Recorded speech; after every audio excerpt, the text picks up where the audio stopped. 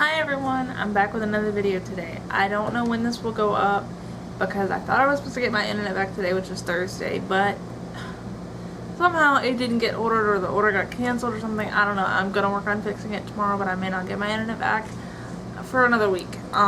So I don't know when this will go up, but I wanted to film one for you guys. That way it'll be all ready and I'll have it edited and ready to go as soon as I get my internet back.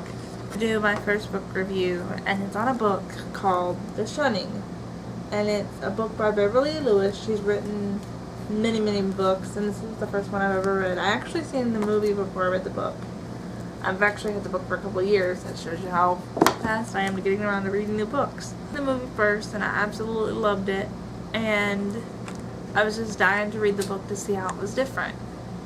Well, my grandma, actually for my 21st birthday, and I'm coming up on my 26th, almost 5 years, got me the book, the movie edition, and it has some pictures from the movie in it, and it's not like exactly like the movie, but it's really good. Okay, I wanted to read you the back cover first so you can get a general idea of what it's about and that kind of thing, and explain more.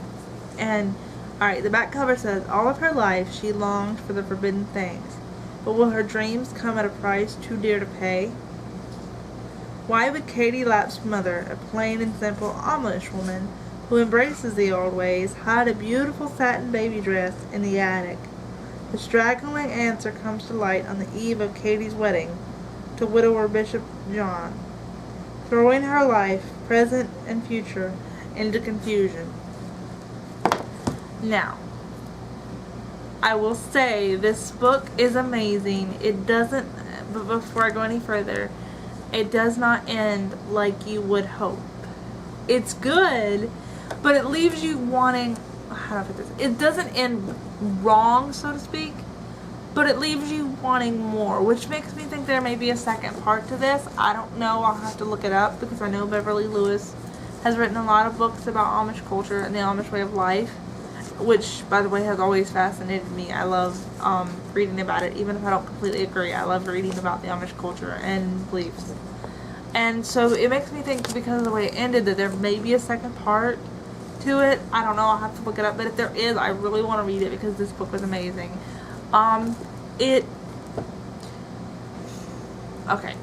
See, this is, like I said with movie reviews, it's hard for me to do book reviews too because I don't want to give away too much, but not too little either.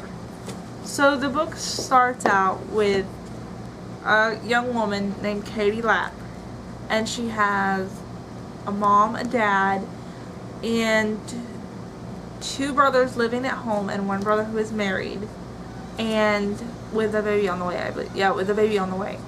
And Katie is soon to be married to Bishop John, who is a 40-something-year-old widower, and she's only 22. And she doesn't really love him. She admires him but doesn't love him. But the reason she's marrying him is because he's a widower and needs a mother for his children. And in Amish culture, I guess that's the way it's done.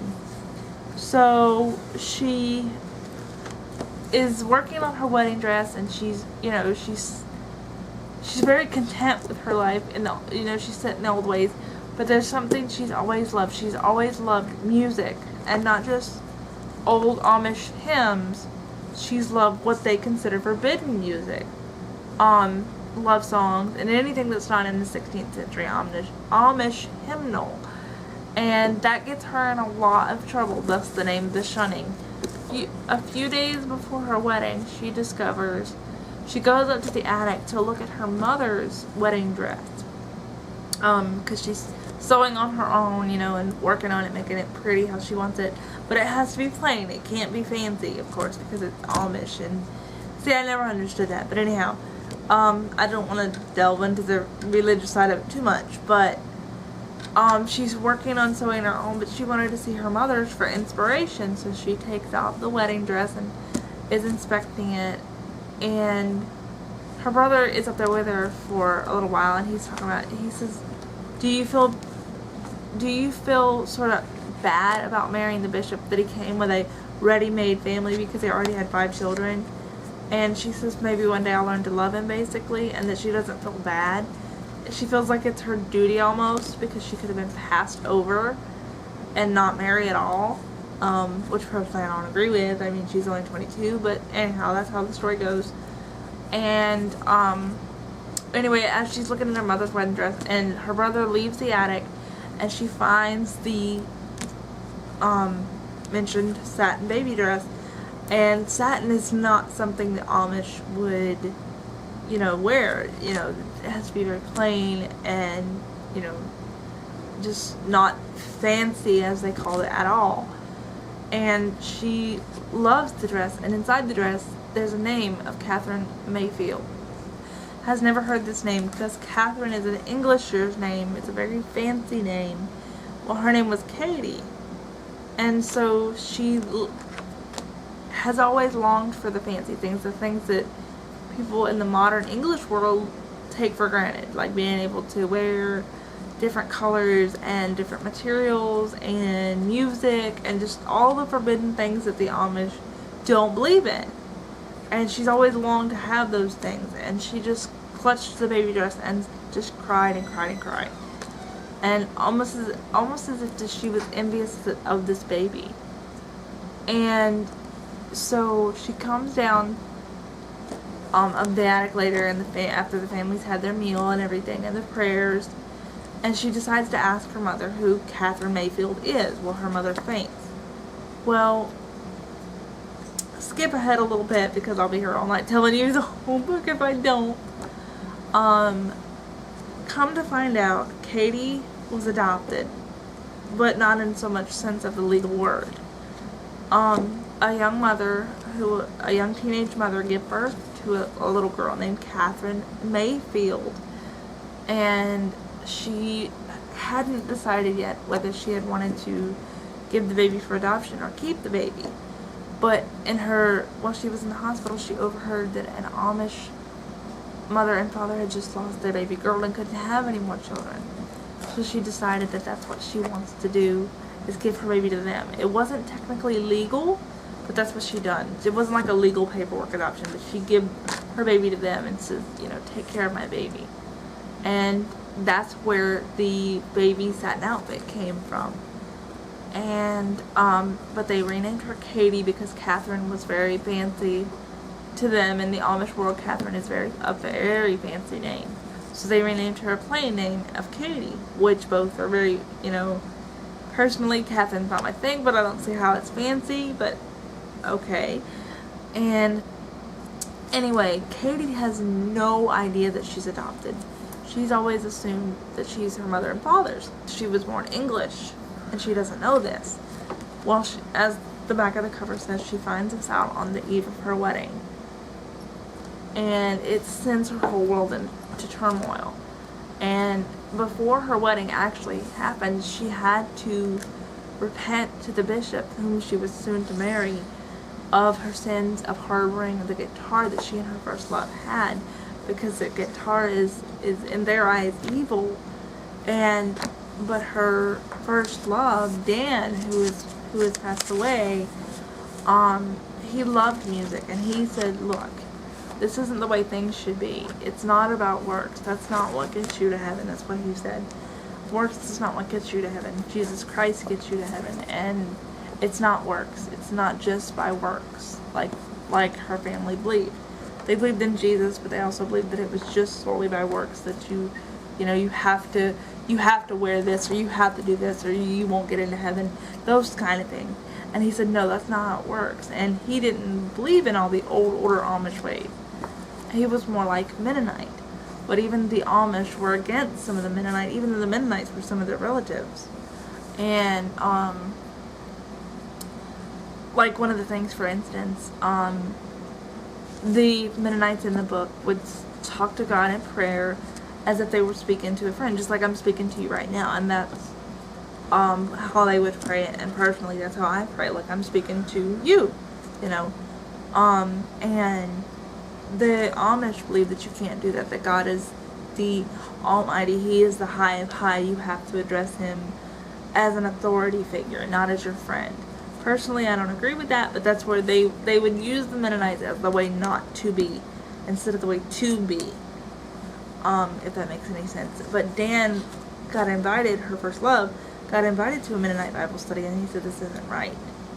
Well, they were 19 when Dan passed away at sea. His body was never recovered. And so she was supposed to marry Dan, but she ends up marrying the bishop, or attempting to marry the bishop, I'll put it that way. And she is still harboring her and Dan's guitar, and it's sinful, and she has to go to the bishop and repent before their wedding, and she has sinned against God, she has sinned against the church, she must repent. And even though she goes through the motions of repenting, she doesn't mean it. Like, she says, I repent, please forgive me, but she doesn't in her heart mean it, because she doesn't see it as wrong. And nobody knows that she was keeping the secret. But once they found out, she was shunned, among other reasons that happened, the reason she was shunned, but she was shunned terribly, and I felt so sorry for her. Well, after Katie found out she was adopted, she later found out that her birth mother was looking for her, and that's part of the reason she got shunned as well, is because she wanted to search for her birth mother, which is terribly wrong, coming from somebody who was adopted myself. Her birth mother wanted to see her because she was dying, and that's part of the reason Katie got shunned, is because she insisted on looking for her when she found out that the truth was kept from her, and that's part of the reason she was shunned. And basically, I don't want to give away the ending, but basically she ends up being excommunicated, and it's pretty sad, but it does end on a happier note. And I don't really, I hate it. I don't know where to go with this. I want to tell you everything, but then I don't want to tell you everything in case you want to read it, and then I'm afraid I don't tell enough, then you won't want to read it, and if I tell too much, then you won't want to read it either, because you know already. So anyway, it's an amazing book, especially if you enjoy Amish culture. And I'm definitely going to look for more of Beverly Lewis's books, and hopefully see if there's a sequel to this one, because I'm dying to know and find out what happens with Katie in the end.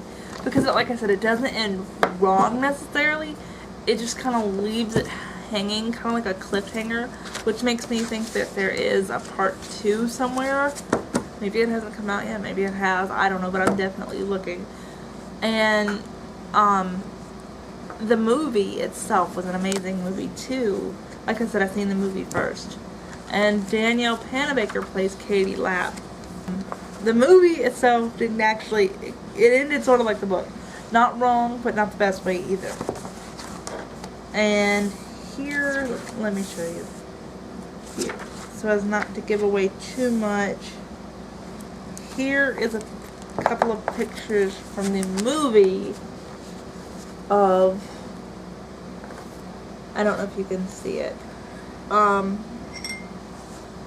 see. This picture is of Katie. I mean, I think you can see what's going on there. Her guitar got smashed up. That didn't actually happen in the book.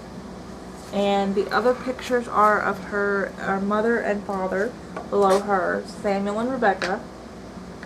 And the other pictures on the other page are of her and her mother, I believe on the day of her wedding, I think, or what was supposed to be her wedding. And the bottom picture is Bishop John, Katie, and I think Pastor Zook, I think it was. No, Preacher Yoda. So there's a few pictures from the movie, and I'm kind of glad. Usually I like to read a book before I see the movie, but I'm kind of glad I did see the movie first and then read the book, because it kind of helped me piece it together. Whereas if I had read the book first, I wouldn't have been able to kind of visualize the characters really well. But I am glad that I've seen the book. I'm glad that I read the book second, because it kind of helped me visualize the characters and where they're coming from better. But I hope this wasn't too bad of a book review. I hope. I feel like it was, but oh well, I tried. If you read the book, let me know. I really enjoyed it myself. Like I said, it's definitely a cliffhanger, so hopefully there's another one, and if there is, I will definitely read it. But if you read the book, let me know if you liked it, and let me know if you've read any of Beverly Lewis's other books, and if so, which do you recommend? Thanks for watching. Bye!